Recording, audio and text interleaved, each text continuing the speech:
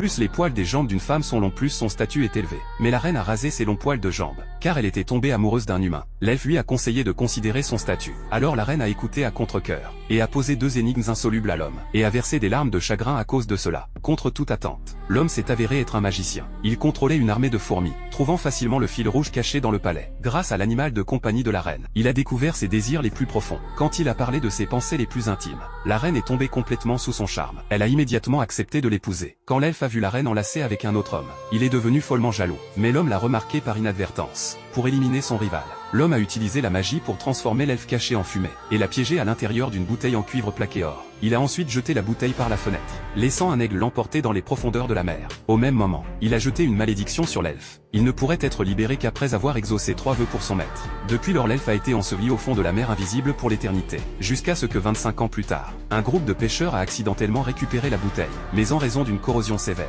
la bouteille dorée a été jetée comme une pierre. Des années plus tard, elle a finalement été retrouvée, mais est devenue un outil pour le maître à moudre. Après de nombreux rebondissements, elle est finalement devenue une brique utilisée pour réparer les murs de la ville. 100 ans plus tard, une fille a grimpé sur le mur de la ville en marchant sur la bouteille, voulant jeter un coup d'œil au beau prince.